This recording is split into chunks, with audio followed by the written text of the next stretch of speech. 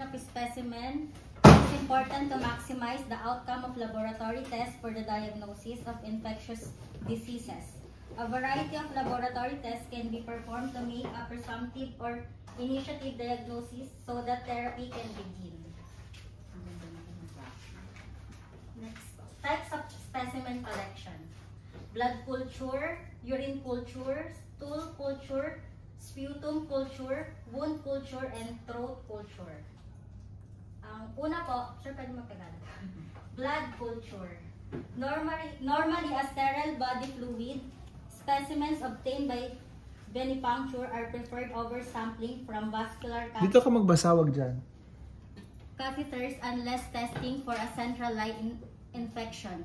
Timing is determined by the patient's clinical condition and should be indicated by ordering clinician.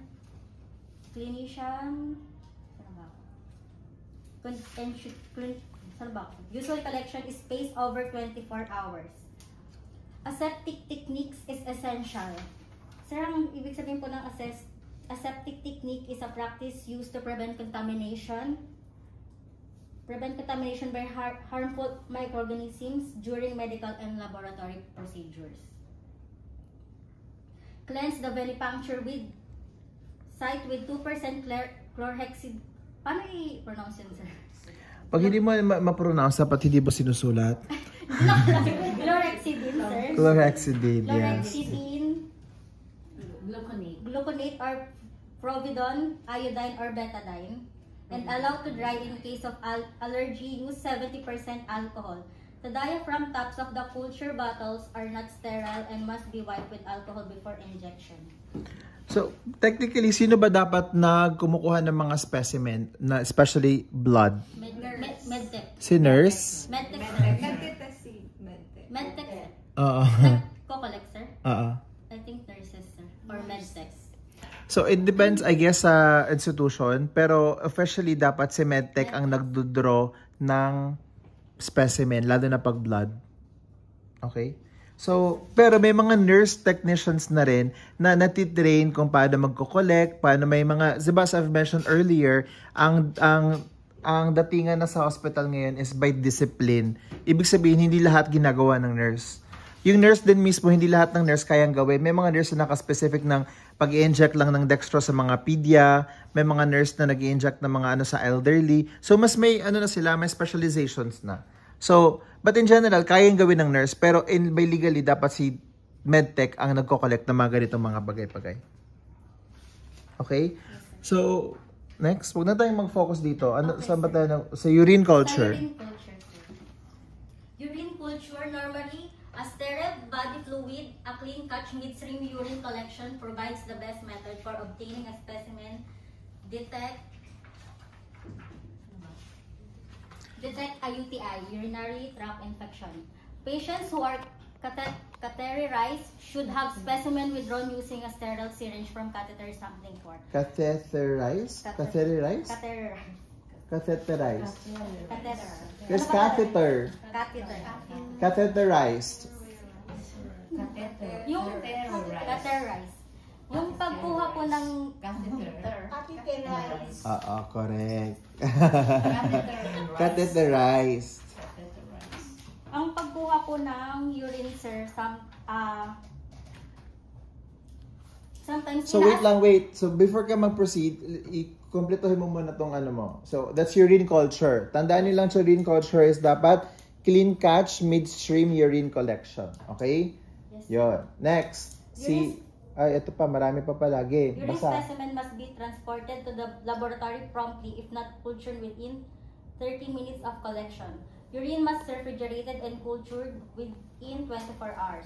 Clean catch midstreams, urine specimens that have more than 100,000 colonies of bacteria per ml of urine may be indicative of infection. Other types of urine may be collected such as straight in and out catheter specimen or suprapubic bladder drainage. Minsan, sir, pag nag-take sila ng urine, minsan nag-a-ask yung medtech or nurses kung may blood, kung may menstruation, sir, especially sa girls. Kasi ang explanation nun, kapag kumuha kayo ng may blood or may menstruation, ang makikita lang sa microscope is puro blood.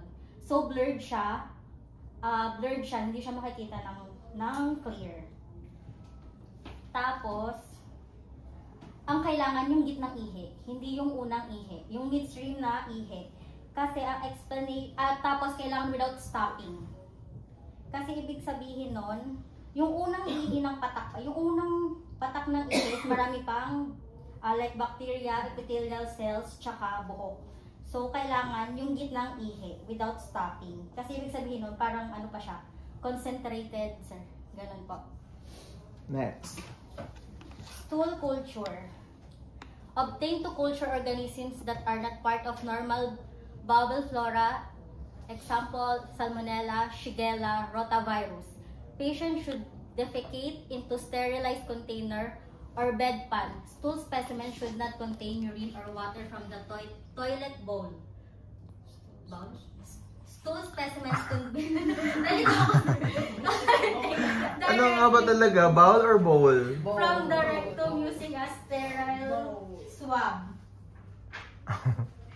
Ang alam ko kasi pag pagkain is bowl. Like soup, bowl ng soup. Pero pag toilet, it's bowl. Kasi parang bowel.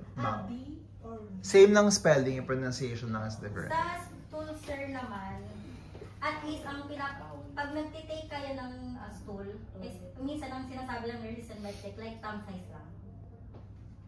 Pinapakita nila. Hindi ko alam, sir, ha? Ay, ito pala yung sir, yung lalaki. Thumb size, ito, ganyan. Pinapakita nila to. Kasi ganito na eh. Tapos, sir, Hindi kasi nakita yung tao. ang in-explain pa nila mahalaga, ang clean catch. Bawal siyang mahaluan ng water from the toilet. Kasi, ibig sabihin, like, may mga makikita kayo na bacteria na hindi dapat nakikita sa tae. Ganon. Na dapat dun lang makikita kasi pag nahaluan ng water, ganon. Sputum culture. Specimen needs to be from lower respiratory tract, not oropharyngeal secretions. The laboratory will perform a gram stain on all sputum specimens to determine if that are representative of pulmonary secretions. A specimen containing a majority of cells from squamous. Kasama niya, no? Epithelium will be rejected. The most common method of the collection is expectoration from a cooperative patient with productive cough. Ang minsan, ang kailangan yan, makikipag-cooperate yung patient, tapos with guide lang ng nurse and doctor.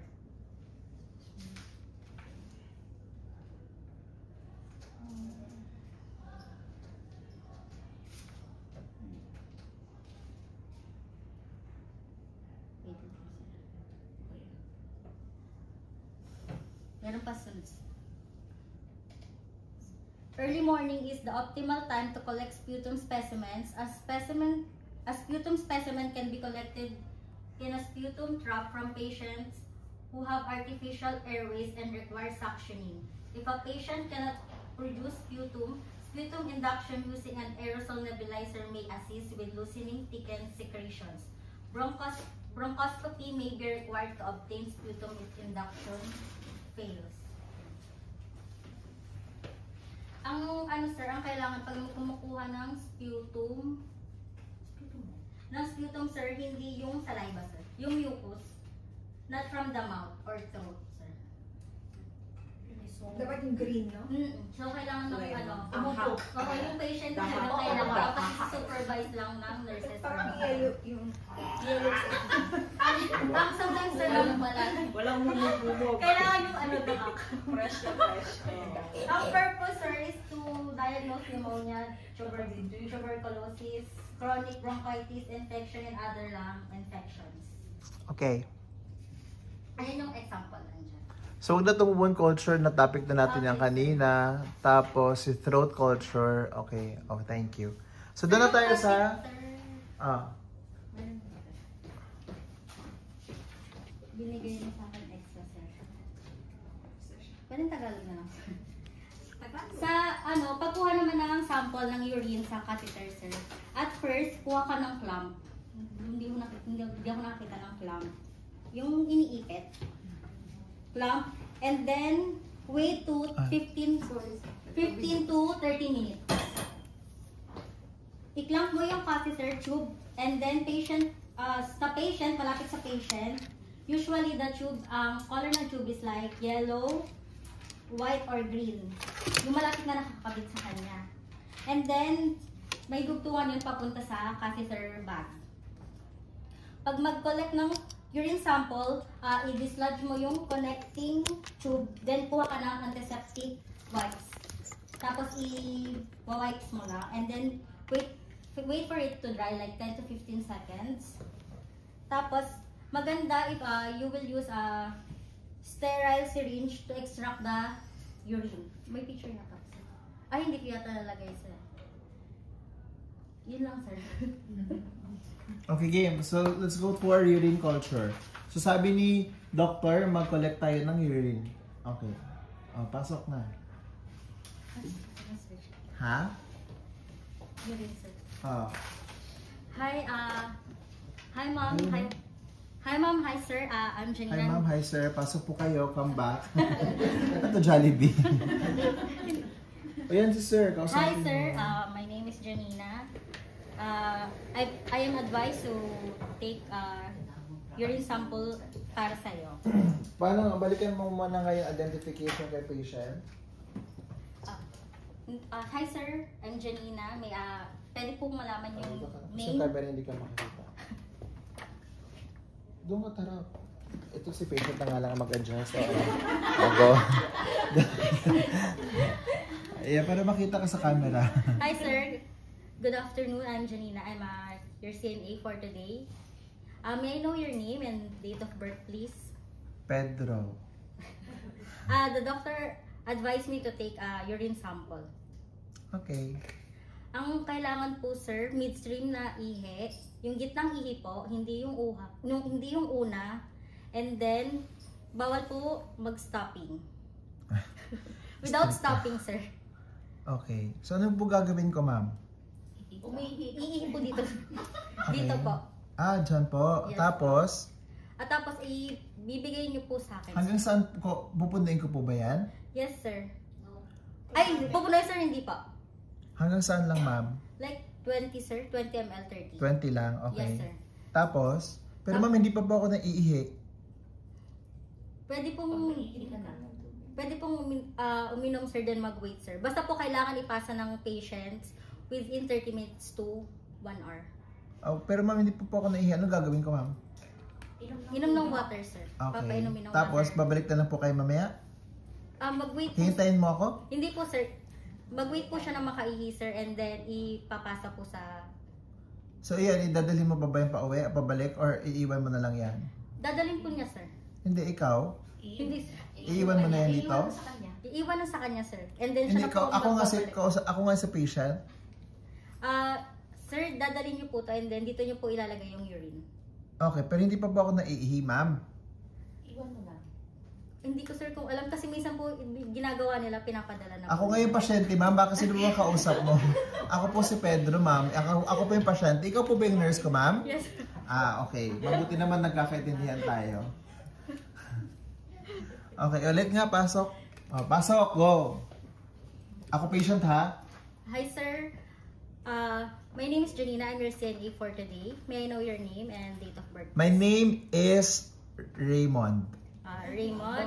The doctor advised me na bigyan Ano ako ba ng yung mga urine identification kay patient? Name, date of birth, and tag. Go. sample. Ito po yung lalagyanan ng urine sample. Kailangan... na-advise po ako na kunan kayo ng urine sample. Ito po yung lalagyanan. Bakit po, ma'am? To check po kung meron po kayong urinary traction or other infections, sir. For laboratory purposes. Okay. Yeah. Okay. Tapos, ano po gagawin ko, ma'am? First time ko po kasi. Gagawin niyo po, sir, pag naihi na po kayo, ito po yung lalagyanan, then punta po kayo ng CR, and then umihi po kayo. It's okay po, like 20 to 30 ml po. Hanggang saan ba yan? 20 to 30 ml? 20 to 30. Okay. Tapos, Um, iihi lang ako? Opo, sir, then ipapasa niyo po sa akin. Ibabalik niyo po. Okay. Within 30 minutes or 1 hour po. Pagkatapos kong mag-ihi or dapat makaihi na ako in 30 minutes to 1 hour? Hindi po, pagkatapos po. Kailangan niyo pong ibalik sa akin pag nakaihi na po kayo. Within 30 minutes to 1 Paano po hour. ako kukuha ng ihi, ma'am? Ito po yung washroom, sir. Dito po. Oo, alam ko, ma'am. 3 days na ako dito sa hospital eh. Ay, paano po ba kukolektahin po, ma'am, yung urine? Iihi po, sir. Oh, alam ka naman, tatay ako para kukuha ako ng ihi, ma'am. Dito, sir. Ipapasok mo yung ano. Yung titi ko po, ma'am, ipapasok ko dyan? Ika-catch niyo po dito, sir. Pag Ang sa alin lalaki, po? yung ihi po. Ay, yung ihi. Ma'am, magulo niyo po kausap, ma'am. Sa mukha niyo, sir. Ipapasok ko yung titi ko dito. Ika-catch lang, sir. Pag sa lalaki din.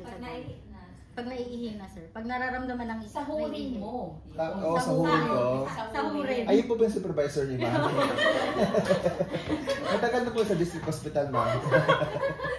Okay, tapos hanggang 20 to 30 ml. Tapos, paano kung magsasahod? Sasahurin, sir. Kahit saan, kahit kailan?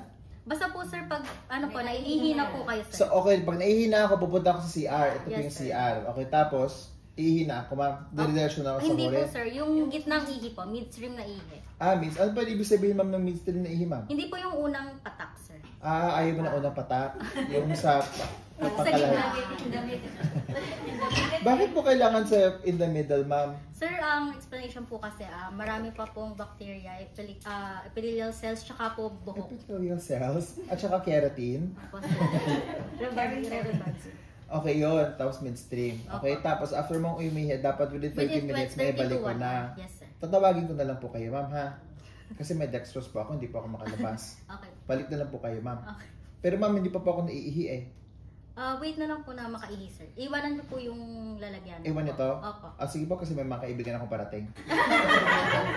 Baka po naihi na sila. Pwede bang iiwan to? Bakit yung sir? Hindi ko, sir, iwan. Iba po kasi iniiwan, sir. Ano po bang ano? Ano pa bang maganda? Pero pag drug test. Sinasamahan pa nga eh. Di ba hindi iniiwan?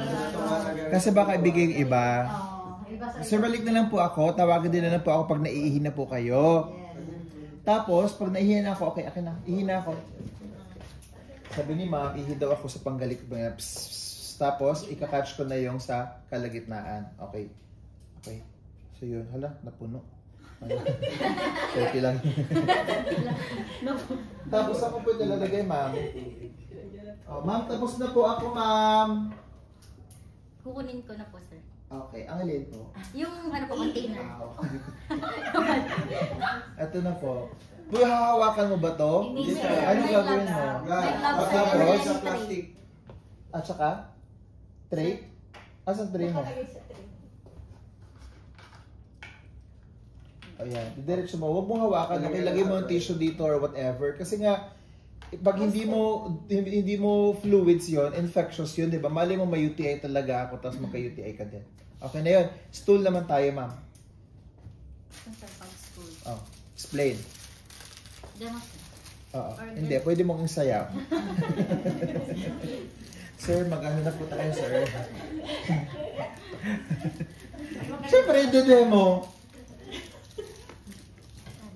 Hi, sir. Good afternoon. I'm Janina. I'm your CNA for today. Ina-advise po ko ngayon na kuharan kayo ng stool para po sa examination po. Ibibigay po, sir, yung lalagyanan. And then, ang i-explain nyo lang po, Explain. kailangan lang po konti, sir. Ako Hindi na. naman po kailangan madami.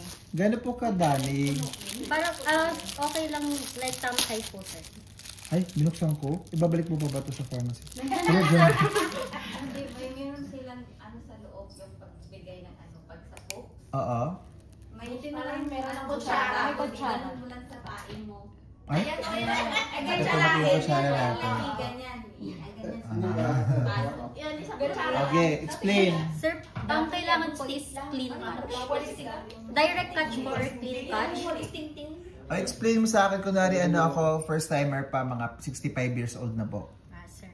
Ang kailangan po, sir, kailangan ay clean catch or direct catch po. Ay, di po ba yung clean catch? Diretso po dito. Kailangan po hindi siya Ay, diretso ko itatay dyan. Direct cut siya. Ah, okay. Tapos, Kailangan po hindi Tagalog. so yung tae ko, diretso ko dito yung tae ko.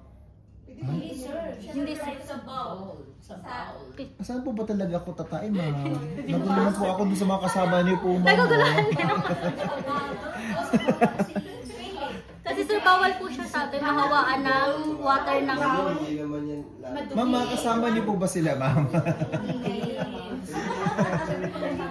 Siyempre, diretso na yun siya babagsak.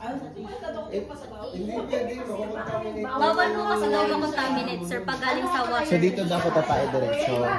Ibaw lang tayo. Oh, Oo, pag mabalik tayo, puputsarahan mo tapos yung mga...